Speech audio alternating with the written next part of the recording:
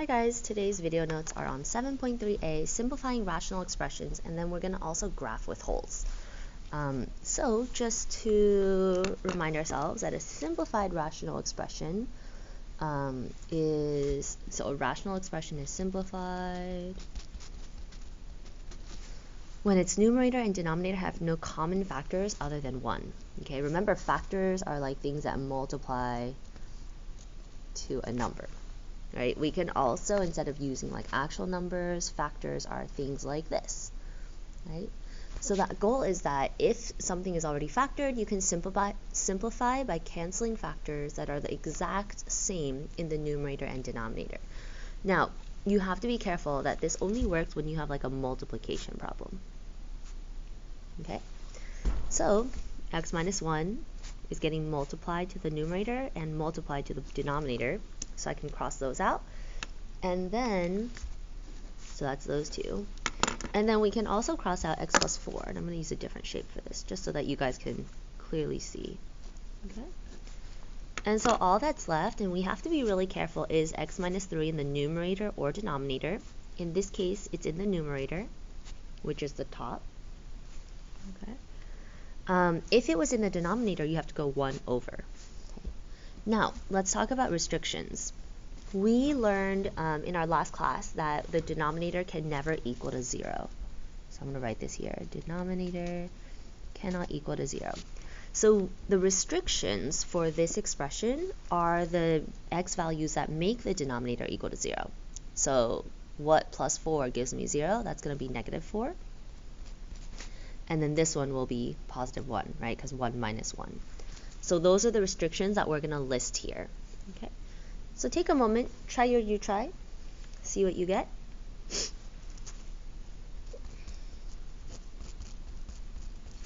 I would strongly suggest showing your work like this. And then here's your restrictions. Remember to switch the signs, negative 5 and negative 2. Let's box these answers. Okay. Okay, so if the expression is not factored, say for instance like this, we are adding things together.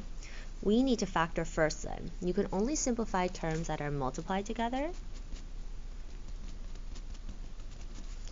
And you cannot simplify terms that are added or subtracted. Okay, so what does this mean? If I have x squared plus something, I cannot cross out these two x squareds and say that they're gone. Okay, so this is being added to it, and it doesn't cancel out unless we are multiplying. So in this case, there are 4 types of factoring you need to know. 1 is the GCF. 2 is the x method. 3, and that's when we have x squared plus whatever, right? 3 is difference of 2 squares. And then 4, I'll do a squared minus b squared. Okay. And then 4 is your a times c double GCF. I'm going to write split slash double GCF. Okay, so those are the 4 that you are going to practice, or sorry, to run through. And I suggest going in this order. Okay, always check for GCF first. Now, here we want to try to start doing things over here, but if you really needed to, you could technically, like on the side, do like 6x plus 3, right? Divide by 3 and 3. But instead of doing it like that, we could also write divide by 3, divide by 3 here. Okay? So please remember that your 3 or your GCF always does show up. Don't lose that. And then we'll have 2x plus 1. 3 divided by 3 is 1. Remember, those x's, there should be no x here at the end. Okay. Denominator, we can divide by 5 and 5. So that gives me 5 parentheses 2x plus 1. And now these two cancel out, which gives me a simplified expression, of 3 over 5.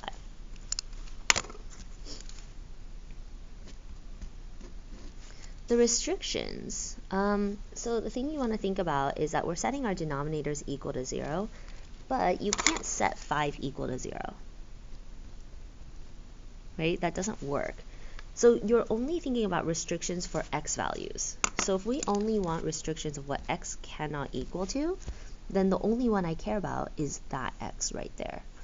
Okay, so this one, be careful. If there was no 2, I would say this is a -1, right? But since there's a 2 that's being multiplied, we're going to undo it by dividing by 2. If you wanted to show your work, you could also do this.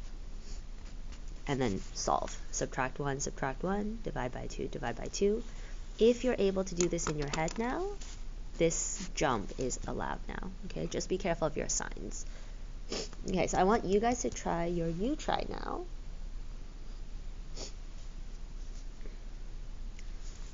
And see if the answer you get is 4x plus 3 and 2x plus 1.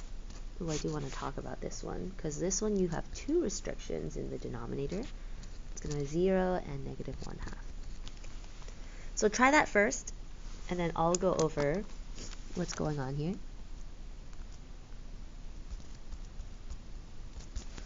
We're going to divide by 2x on the top, and it so happens that the bottom has a GCF of also 2x. Okay, so 2x, we have 2x plus 1. Our numerator is 2x, which is my GCF, and then 4x plus 3. 2x's cancel out. Now, this x, okay, if I have 2x cannot equal to 0, I would divide by 2, right? That's my first one. And then this x cannot be -1/2.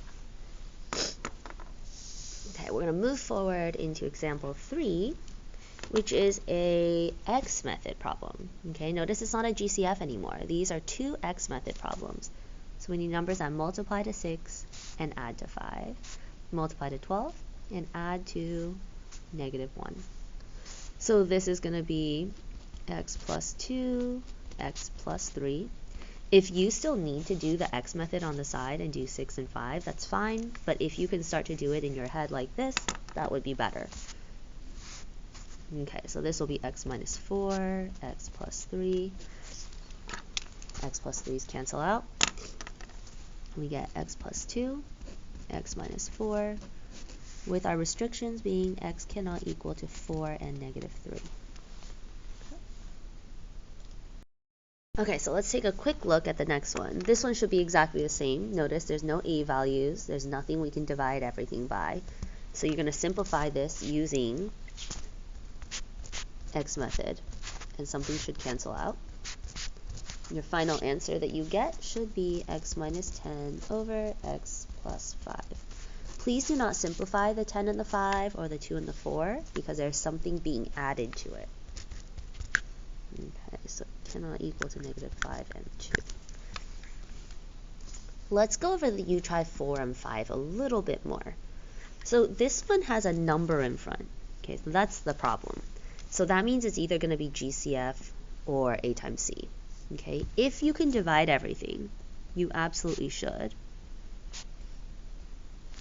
Okay, and remember that when you take your GCF, you always want to match that sign in front. Okay, so now I have -4 parentheses x squared minus 9x plus 20, and on the top I have 2 parentheses x squared minus 2x minus 15. So I'm going to multiply to 15, add to -2, multiply to 20, add to -9. And I get 2 parentheses x minus 5, x plus 3, over -4, x minus 5, x minus 4. Those cancel out. I do want you guys to also look at this. That fraction, if I can simplify it by dividing by 2 and dividing by 2, right, reducing the fraction, or you can try math fraction on your calculator, you should always reduce. And so that's going to become 1 x plus 3. We don't have to write the 1, but it's just there. over 2, negative 2 I should say, x minus 4. Okay, two restrictions because there's two x values in the denominator. That'll be 5 and 4. Okay, last one. Now we want to take a look and check for the two different factoring methods. The bottom is a perfect square, or difference of two squares. Okay, remember it only works if there's a negative. The top, though, we have to do a lot more work. Okay, we cannot divide by 3 because 11 can't be divided by 3, so we have to do our last method, which I'll do over here. That'll be 18, add to 11, multiply and add. That'll be 9 and 2. So I'm going to have 3x squared plus 9x plus 2x plus 11, and then we're going to double GCF these. Okay, so it'll be 3x, 3x. And then this one's plus 1. Nope, sorry, it's not 11. I'm so sorry. It should be 6 from up here. Let's change that. Which changes that. Okay, so this GCF is 2 and 2. Positive, positive because of that one. And so I have 3x and plus 2. And then inside the parentheses should be exactly the same, so that you can, I didn't color coordinate, let's do that. Okay, so you can put your GCF and GCF together, and then put your two parentheses together. But since we only started with two x's, please don't add another one by doing an exponent, right? So this is your numerator now. So this is 3x plus 2, x plus 3, cancels out. And our final answer is 3x plus 2 over x minus 3, with a restriction of x cannot equal to 3 or negative 3. Okay. If any of this was a little too fast for you, I strongly recommend that you go back and you watch the factoring video review. Okay. So why do we care about simplifying rationals, expressions? Like, why does it matter? Well, A, we like simple things, but the reason that we want the simple things is for graphing. So when we graph, we want to graph the simplified version, right? Because that's a lot of work to graph non-simplified versions. So the simplified functions can be linear, quadratic, or rational. Today we're going to focus on rational. And the terms that are canceled out are the wholes. Now, we've never graphed anything with a whole. So let's take a look at what these are. So the first step is to simplify the the expression, and factor if necessary. Luckily, for example, 4, we've already canceled it, right? Please make sure that you write your answer as 1 over x minus 3. So this is our new fraction that we're going to, new function that we're going to graph. Notice it's a rational function, right?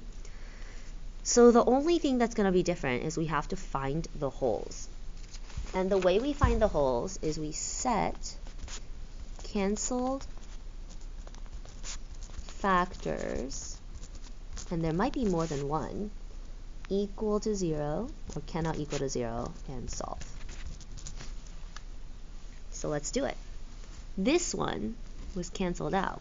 So I'm going to take x cannot equal to 2, right?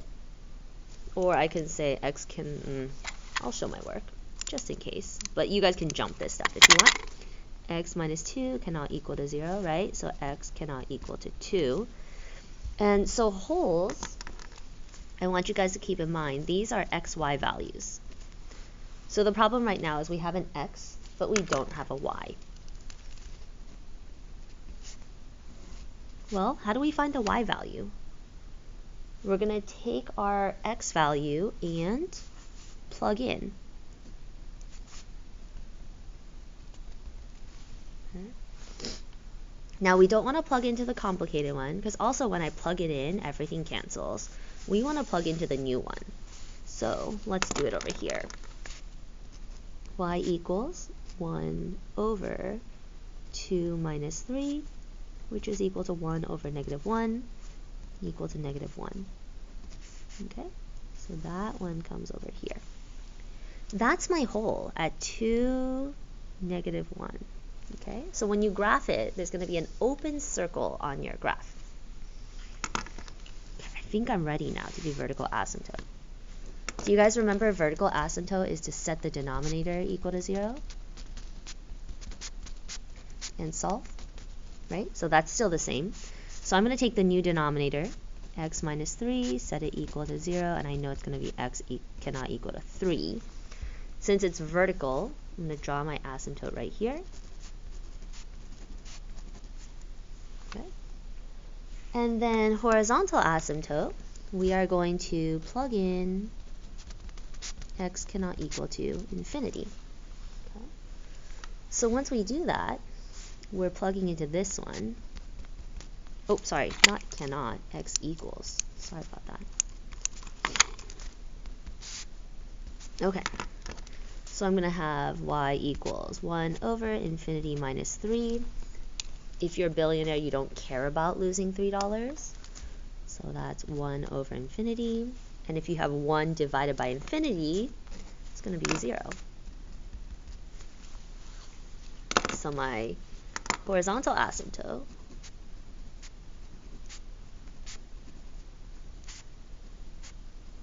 is y cannot equal to 0. Okay.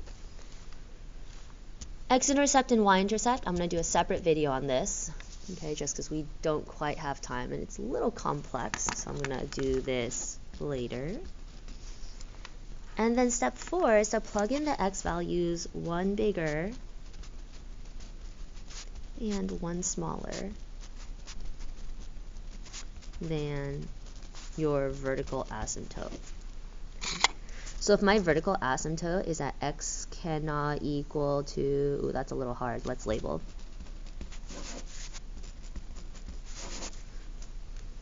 Okay, x cannot equal to 3, then one number bigger is 4, and one number smaller is 2. And I can now plug these values in. Now, when you plug it in, you're going to use simplified. Okay, notice everything at this point is using the simplified equation. So at this point, we are going to take 2, plug it in here. But we already did that. That was a hole. Okay, so you don't need to do more work. If it happens to not be a hole, you do have to plug it in. Okay, so this one, I'll have 1 over 4 minus 3, which is 1 over 1. Okay, so I can graph 4, 1. So from here, 0, 0, 1, 2, 3, 4, and 1. And all we have to do is draw our hyperbola in. You would use the hole the same as you would any point. It goes through it, but you have this open space. Lastly, domain and range. Domain is x cannot equal your same value we've been using the whole time. And range is y cannot equal to 0 from your horizontal asymptote. Okay? R is for all real numbers, not for domain or range.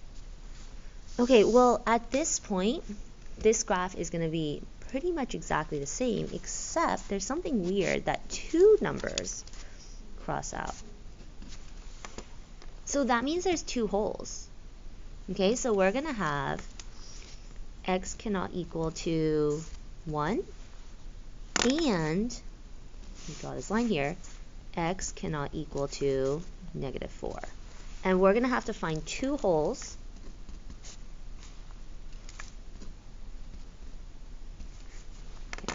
And then I have to set my simplified expression is 1 over x plus 2. So I'm going to go 1 over 1 plus 2. Ooh, that's 1/3. And then I'll have 1 over negative 4 plus 2, which is negative 1/2. Okay, those are a little bit messy. So let's draw them in. 1 and 1/3 is here. And then 4, negative 4 and negative 1/2 is here. Okay. Vertical asymptote is the same one. X cannot equal to negative 2. Let's draw that in. Horizontal asymptote, I'm going to plug in infinity.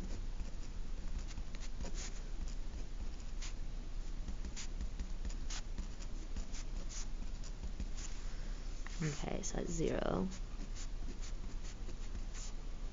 Sorry, make sure those are touching. Okay. Vertical asymptote is that x cannot equal to negative 2, so it's negative 1 and negative 3. I have not plugged in either of those values before, so I'm going to go negative 3 plus 2 is negative 1. And then 1 over negative 1 plus 2 is 1 over 1. Okay? So you see how if you pick numbers that are closer to the asymptote, you get whole numbers. So negative 3, 1, 2, 3, negative 1. These are normal points. And then we're going to go negative 1, positive 1. And we have this graph now. Okay. So now we have 2 points, 1 whole and 1 point on each side, and it actually gives us a better graph if you think about it. Domain is x cannot equal to your asymptote, and range is all real numbers such that y cannot equal to that asymptote. Okay. We're going to practice more in class, so let me know if you have any questions.